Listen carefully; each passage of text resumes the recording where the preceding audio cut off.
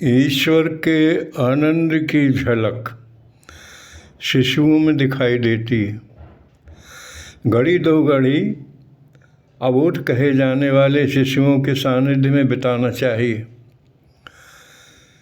उससे आनंदानुभूति होती है, किंतु एक ही शिशु का बार बार या अधिक समय तक संसर्ग करके उसके प्रति मोह उत्पन्न हो जाता है।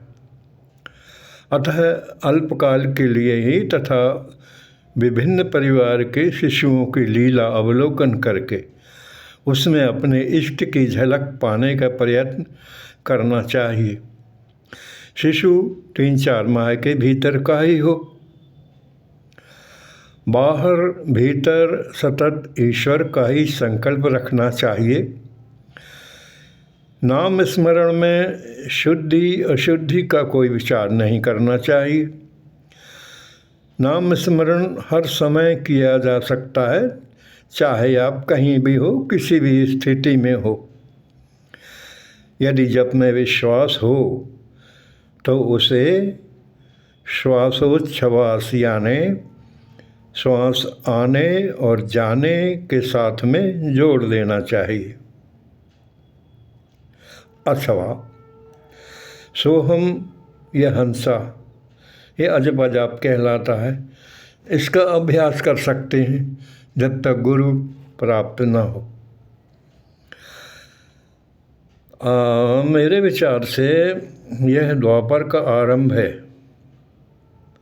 क्यों? कल की अवतार घोड़े पर सवार तथा तलवारधारी बताया, वह अतीत की बातें हैं। आजकल तो AK-47 का ज़माना है। गुरु गोविंद सिंह ही वह अवतार हो सकते। पहले की अपेक्षा यज्ञ तथा सत्संग अधिक होने लगे, लोग दान देने लगे हैं, धर्मार्थ कार्य अधिक होने लगे हैं। यानी जो कलयुग का चरम था वो पूरा हो चुका। संतान अधिक लंबी होने लगी है, अर्थात ऊंचाई बढ़ रही है। कलयुग में मौन व्यक्ति होते हैं जो पहले थे। लोगों की औसत आयु पंचदशा, यानी जो रामायण में तुलसीदास जी ने कहा है, पंचदशा यानी 50 वर्ष से बढ़कर अधिक होती जा रही है। विज्ञान में उन्नति करके लोग दूसरे ग्रहों तक यात्रा करना आरंभ कर रहे हैं।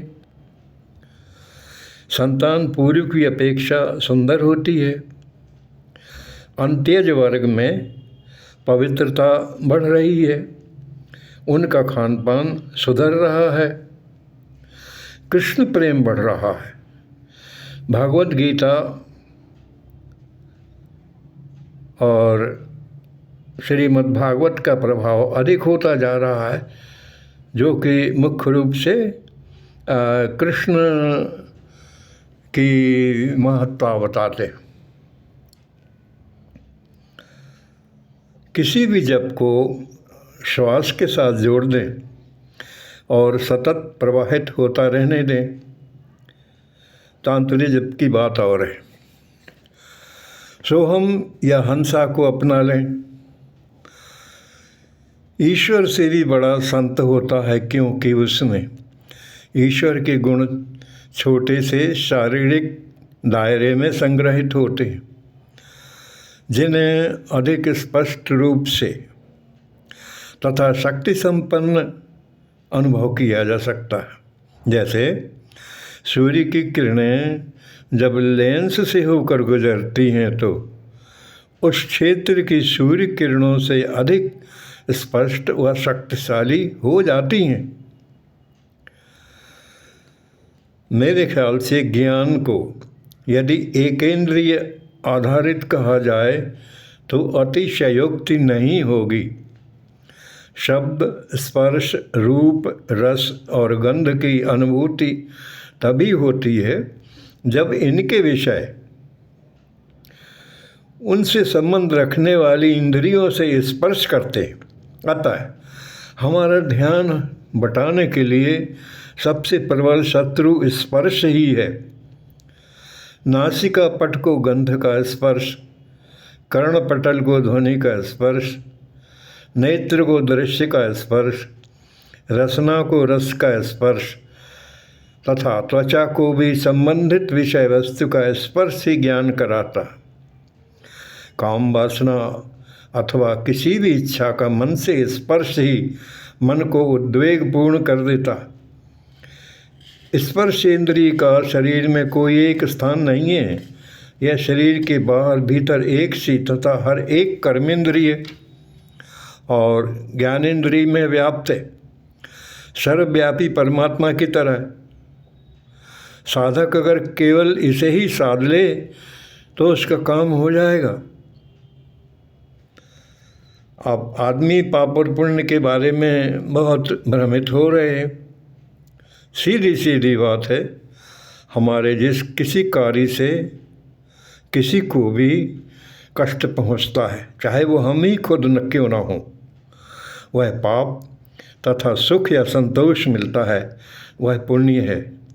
इसी तरह व्यष्टि से समष्टि की ओर क्रमशः गति करने से पाप पुण्य का विशद रूप स्पष्ट हो जाता है।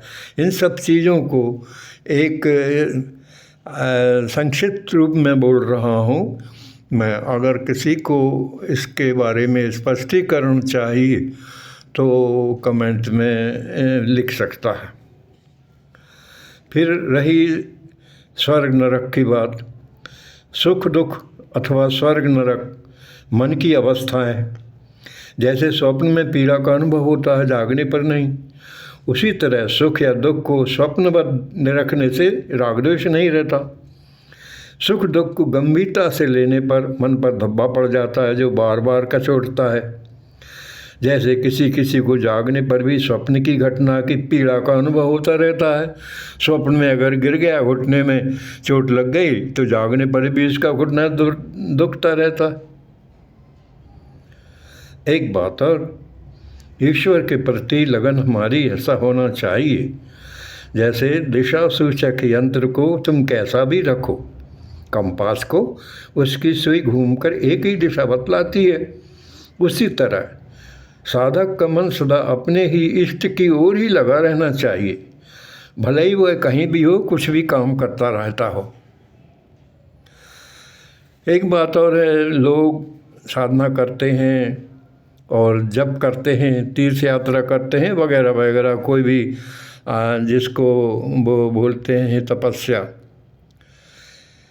तो उसमें सत्संग साधना जब तब तीर्थ यात्रा वगैरह में संपन्न करने के पहले कि बड़ा कष्ट है या बहुत दूर जाना पड़ेगा, बड़ी तकलीफ़ है, कोई साधन नहीं, और फिर मध्य में कि कहाँ फंस गए, यहाँ के घर में रहते तो अच्छा होता, या संपन्न होने के पश्चात यानी सब हो गया, उसके बाद लोगों बता रहा, अरे भैया वहाँ तो कुछ नहीं मिलता है, वो तीर्थ स्थान में रहने की कोई सुविधा नहीं है, मर गए, 3 दिन तक स्नान नहीं किया, बहुत ठंड लगती।